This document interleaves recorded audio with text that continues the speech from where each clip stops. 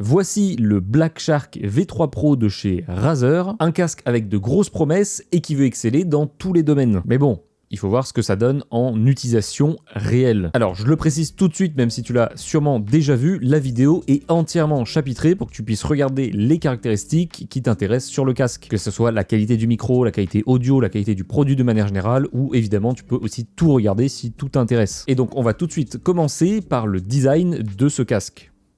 On a ici un casque haut de gamme et très qualitatif, il est visuellement sobre et discret, mais garde l'esthétique typique des casques Black Shark, donc de chez Razer. On le voit notamment avec le réglage du volume apparent sur le côté du casque. Au niveau du confort et du poids, on n'est pas sur le casque le plus léger du marché. Il est affiché à 360 grammes, mais une fois sur la tête, honnêtement, on ne le sent presque pas. En tout cas, personnellement, je ne l'ai pas senti, il ne m'a pas dérangé, que ce soit en termes de confort, de positionnement ou de poids, donc de lourdeur sur le crâne. Et même en jouant plusieurs heures, il n'y avait pas de problème ni de transpiration, ni de poids, ni de gêne. Donc pour maximiser le confort, tu vas pouvoir le régler en hauteur en fonction de tes préférences et évidemment de ta morphologie. Le réglage justement manque peut-être un tout petit peu de résistance, il a tendance à être un peu trop souple, c'est-à-dire quand tu vas le déplacer, il a tendance à glisser assez vite. Par contre, une fois que tu l'as bien positionné et que tu le mets sur la tête, en vrai ça bouge pas, c'est surtout pour le positionner que c'est un peu facile. Bon, maintenant que tu as positionné le casque et qu'il est bien réglé, il va falloir le connecter et le brancher et le configurer évidemment. Et justement pour le connecter, tu vas avoir trois possibilités. Le connecter en filaire avec le câble USB-C vers jack 3.5 mm qui est fourni. Donc là tu vas pouvoir le connecter à ton PC, à ton téléphone, bref à n'importe quel appareil avec une prise jack. Tu peux également le connecter en Bluetooth en restant appuyé sur le bouton d'allumage jusqu'à entendre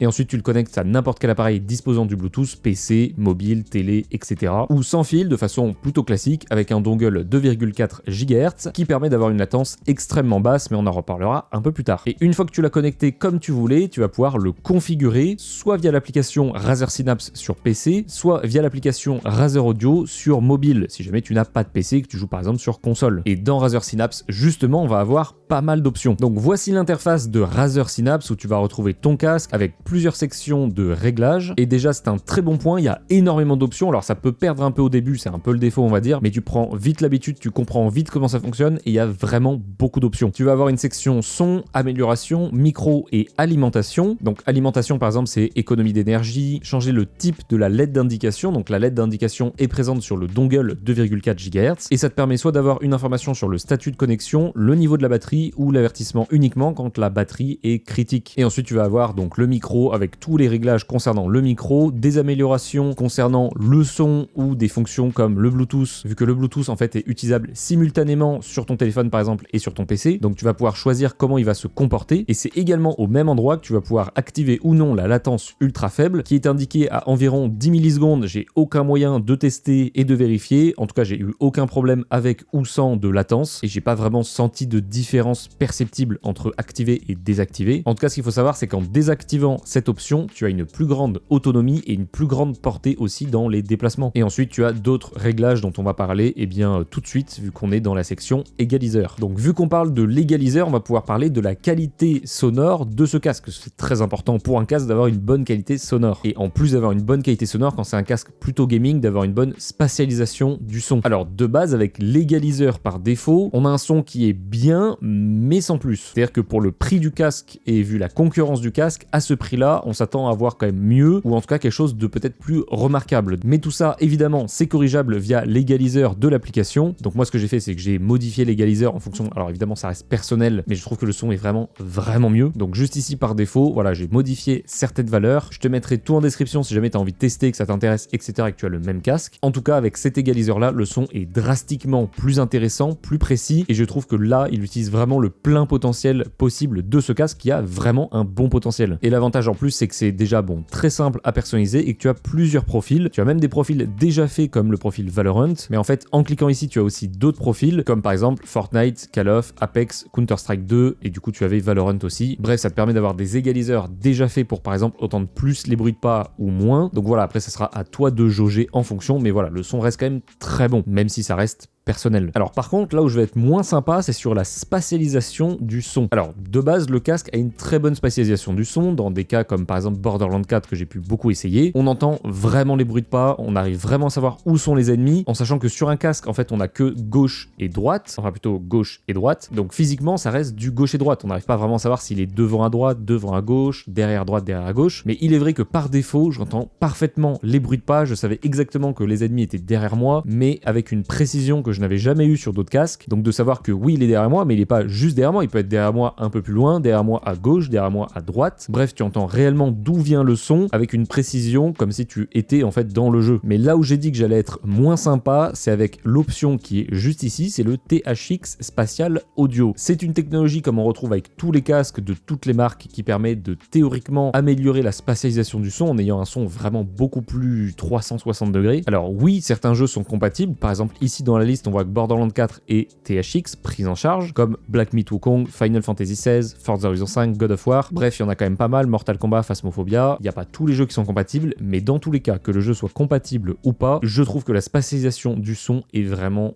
horrible, c'est-à-dire que ça n'apporte pas vraiment quelque chose d'intéressant, de vraiment pertinent, c'est-à-dire que je n'arrive pas mieux à savoir si les pas sont plus à droite, plus à gauche, plus derrière, etc. Et j'irais même encore plus loin en disant que c'est moins précis que quand c'est désactivé, parce qu'en plus ça détériore la qualité sonore qui est vraiment, selon moi, inutilisable, que ce soit en jeu, en musique ou en film, bref, de manière générale. Après, oui, dans l'application, il y a une démo, quand on met la différence, on voit la différence et ça paraît pertinent, mais encore une fois, une démo c'est fait et optimisé pour, dans des conditions réelles, c'est drastiquement différent. Et pour rester justement dans le son et la qualité sonore, on va parler de quelque chose de très intéressant et très important, le micro. Alors actuellement je parle avec mon micro principal de toutes mes vidéos, le Blue Sona de chez Logitech, et maintenant c'est le micro du Razer sans aucune modification. Du moins la seule chose que j'ai activée dans le micro c'est juste un égaliseur personnalisé, mais sinon il n'y a aucune technologie particulière comme une réduction de bruit ou autre, c'est vraiment juste un égaliseur légèrement réglé. Et honnêtement là j'ai pas le retour en direct parce que je l'ai désactivé, mais je trouve que le son est vraiment très bon, surtout pour un micro casque. En plus il y a une bonnette anti-pop, donc pour éviter les bruits, ou en tout cas les explosions du micro avec des lettres en P ou en B, donc pompier, bateau, etc. En sachant qu'il y a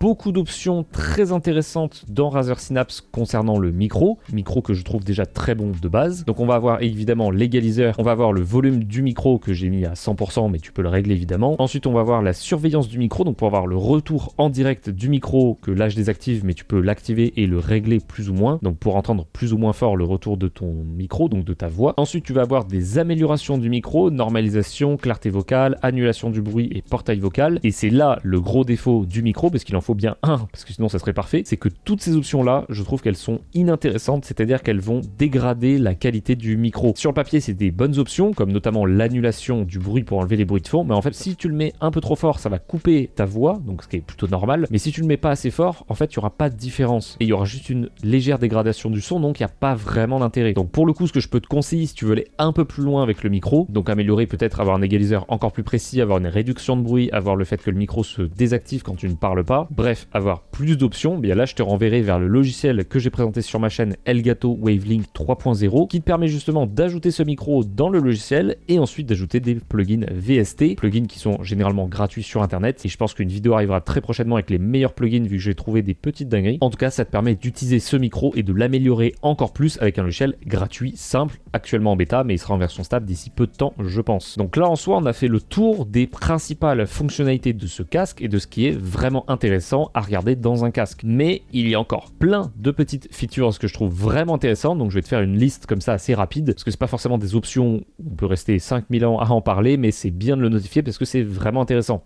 Ou des fois c'est pas très intéressant. Alors déjà on a pas mal de boutons sur le casque. On a évidemment le bouton marche arrêt, on va avoir la molette de volume pour régler le volume, une balance jeu chat, donc par exemple jeu et Discord. On va avoir un bouton pour muter le micro, donc désactiver le son du micro, un bouton ANC donc pour activer ou non la réduction du bruit, on en parle dans quelques instants, et un autre bouton, et oui ça fait beaucoup de boutons, et un dernier bouton pour changer les modes d'égaliseur du casque. Donc tu peux faire plusieurs égaliseurs, cliquer sur un bouton et ça les change. Mais ce qui est vraiment pas mal, c'est que tu vas pouvoir personnaliser la molette d'équilibre jeu chat et mettre autre chose. Donc dans l'application, tu peux cliquer juste ici pour personnaliser. Donc par défaut, c'est l'équilibre jeu chat, mais tu peux cliquer sur fonction audio et choisir d'autres réglages, comme le réglage des bruits de pas, donc il va accentuer ou non les bruits de pas dans les jeux, ou l'option que moi j'avais mis, c'est surveillance du micro, donc pour avoir un retour plus ou moins fort du micro, le désactiver ou l'avoir au maximum. Donc ça c'est vraiment bien, ça permet d'avoir une meilleure personnalisation. J'aurais bien aimé aussi que le bouton égaliseur soit personnalisable, parce que l'égaliseur je mets toujours le même, mais d'un autre côté je vois pas trop ce que j'aurais pu mettre, mais voilà, ça permet potentiellement par exemple d'activer le THX, le désactiver, etc. Vu qu'on est sur l'échelle, j'en profite pour préciser que entre le THX juste ici et le stéréo, les égaliseurs ne sont pas les mêmes, c'est-à-dire que tu peux régler un égaliseur pour le stéréo et en régler un autre pour le THX. C'est vraiment deux technos différentes, même si je trouve que c'est pas intéressant, je le précise quand même. Ensuite, on en parlait justement avec les boutons ANC, donc réduction du bruit et amplification des bruits ambiants. Alors c'est un atout intéressant sur le casque et en même temps un défaut. Le défaut étant la réduction du bruit, alors c'est pas vraiment un défaut, mais disons qu'elle n'est pas très performante, ça ne réduit pas 100% des bruits, mais également parce que le casque a une très bonne isolation du bruit de base, donc c'est ce qu'on appelle isolation passive, c'est-à-dire juste de mettre quelque chose autour de tes oreilles, bah forcément tu entends moins bien, ça c'est l'isolation passive. Et l'isolation active, donc ANC, ça c'est l'isolation matérielle, où il va y avoir un traitement de la part du matériel, donc en fait avec les micros, il va détecter le son et l'atténuer pour avoir moins de son ambiant. Avec ce casque là, il n'y a pas une énorme différence, ça va en plus réduire l'autonomie. Dans mon cas, j'en ai pas encore eu besoin, on en parlera plus tard où je vais l'utiliser cette fonction et pouvoir vous dire en conditions vraiment hard si c'est vraiment utile. En tout cas à l'heure actuelle, ce que je trouve vraiment utile, c'est l'amplification des bruits ambiants, donc c'est l'inverse de l'ANC, ça va en fait activer les micros pour entendre comme si tu n'avais pas de casque. Et ça peut être vraiment pratique, c'est ce que j'utilise personnellement quasiment tout le temps avec tous mes écouteurs. Donc c'est pour ça que c'est un peu un défaut et un avantage. Alors tu l'as vu tout à l'heure, mais c'est vrai que le micro détachable c'est un vrai atout et pas tous les casques ont cette possibilité là. Et personnellement c'est vrai que j'utilise pas forcément tout le temps, donc de l'enlever c'est bien, et puis surtout que le casque est en Bluetooth. Et la dernière petite feature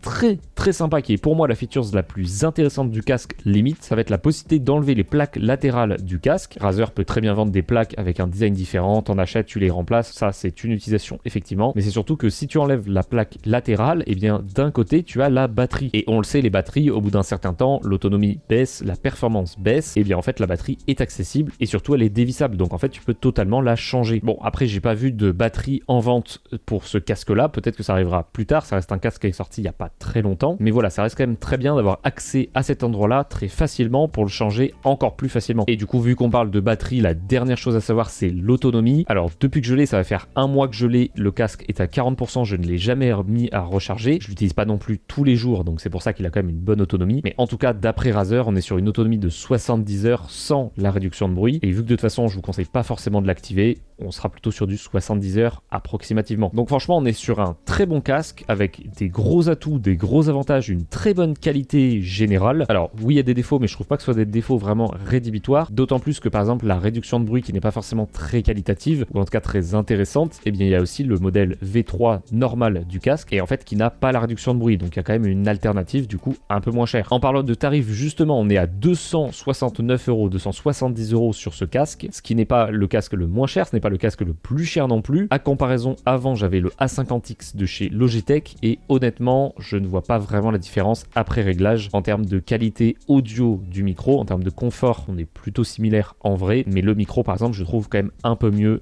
ici que côté Logitech avec le A50X, même s'il est très bon mais il est aussi plus cher. Donc le positionnement tarifaire ne me paraît pas vraiment très élevé, en tout cas il est élevé aussi parce qu'il y a la réduction de bruit, donc le modèle sans réduction de bruit est potentiellement plus intéressant en fonction évidemment de tes préférences et de ton utilisation. Donc là on a vraiment fait le tour sur ce casque. Merci, j'en profite à Razer pour m'avoir envoyé ce casque pour un projet dont on reparlera un peu plus tard, et qui est très honnêtement, et je dis ça c'est pas parce qu'il me l'a envoyé, c'est parce que je le pense sincèrement, il est vraiment très intéressant, très bon. N'hésitez pas à me dire ce que vous avez pensé de ce casque. Je suis encore avec le micro du casque parce que je trouve qu'il est vraiment très bon, et au moins ça permet de vraiment de le tester à 100% et de façon assez longue. Donc n'hésitez pas à me dire ce que vous pensez de la qualité du micro, de la qualité du casque de manière générale, et si vous voulez l'acheter, vous avez le lien directement en description. Et du coup moi sur ce je vous dis à très bientôt, portez-vous bien, excellente journée, soirée, ça dépend quand vous regardez la vidéo, mais excellente ce que vous êtes en train de faire, et du coup je vous dis à très bientôt pour une prochaine vidéo. Ciao ciao.